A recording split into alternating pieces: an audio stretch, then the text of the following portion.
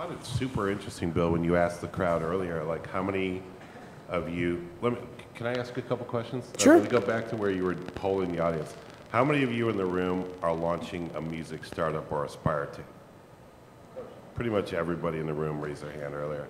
How many of you require music rights for master recordings or publishing to launch your business?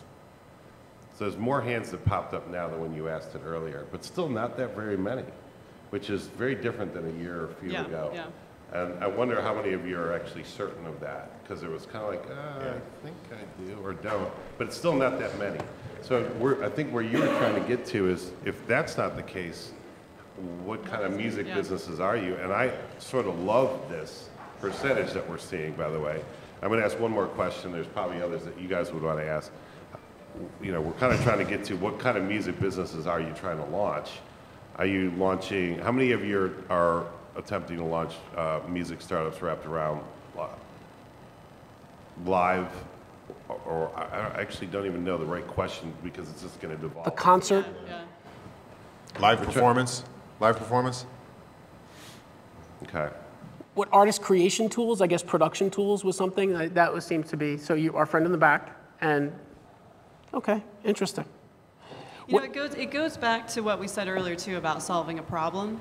I think one of the mistakes that tech companies make often is that they think they see a problem, and it may very well be a problem. We are an industry that has a lot of broken pieces to it, but you still have to understand how we currently work in order to truly solve that problem. Because I've had a lot of companies come in, it's a great interface, it's great code, it's a great idea, and they have no idea about the rights, about the publishing, about these issues. And being arrogant and not understanding the industry you're trying to go into, even if it does need to be fixed, is not going to get you anywhere. You really, truly have to understand how we work now so that we can try and help you move us all forward. I think there's sorry to just jump in, but we all believe that great coders are part of the creative community, not unlike a songwriter or a performer in the music space. And in fact, a great business person is a creative person as well. We believe creatives span the whole sense of verticals, right? But if you write great code and you've got a great platform and you wrote great code, that's intellectual property. And I don't think you would just want to give it to Bill and me to run a business off it for free. And therefore, the point is you shouldn't expect to be able to grab someone else's master or song. And I think we probably hammered that to death, but it's super important if you're going to need to use other people's rights in whatever shape or form they take. Yeah. You need to be prepared to build your business around having the resources to acquire the right rights to do it, whether you're going to be licensing software or licensing music content or visual content. It's super important, otherwise you will not be taken seriously, and you should go back to the drawing board for a bit. And one thing, I'll take on the Mark Cuban role here and say the industry does have a lot of problems, like Cameo said, and it's really confusing. It's really one of the only industries where the product is owned by two different sets of companies, and it's super confusing.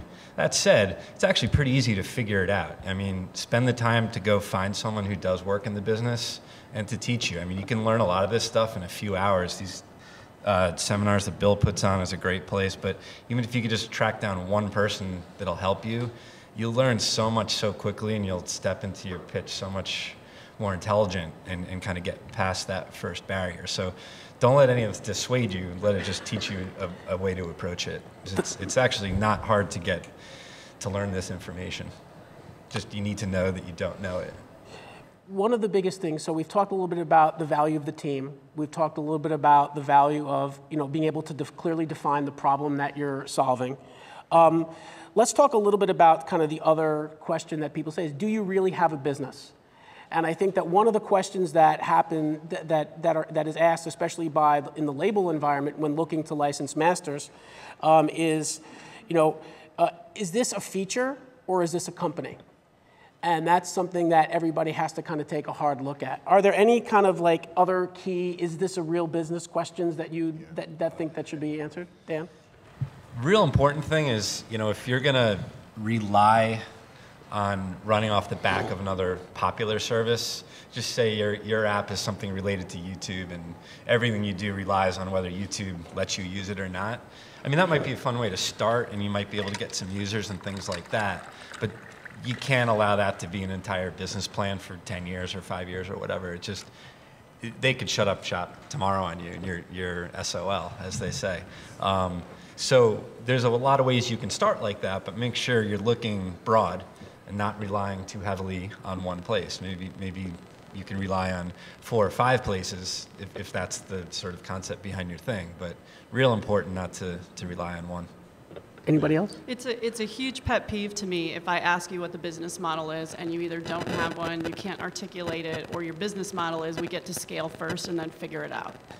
Because there are so few companies that works for. And sometimes what happens is there may be a need, but that need may not be a business. And it is incredibly important that you understand a business model from the beginning. It's really hard to put revenue around something that didn't have a revenue stream in the beginning after it's gotten to scale. Right, and I would also add too that it's, you know, I'm very cautious about doing things with our clients and, you know, getting vested with a platform, not even money, but just using some platform that might be out of business in 6 months. So I want to know that you guys you're going to be around in 18 months and, you know, 2 years. Because I suspect everybody up here has had this problem at one point. You started using some platform and they go out of business, and then you're kind of stuck with like a bunch of dead links or something out there or whatever, and that can be very frustrating. Another thing too that just came to mind, I've seen a lot of people get stuck on their first idea. Like, oh, this is the idea we came up with, this is what we're doing.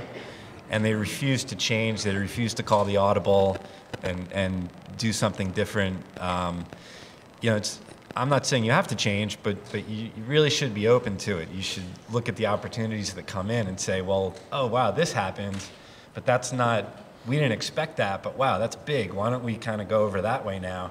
You know, maybe you still stay the course this way, but you put some effort over here too. You never know where you're going to end up, and it's a like 99% chance that your first idea won't be the end game.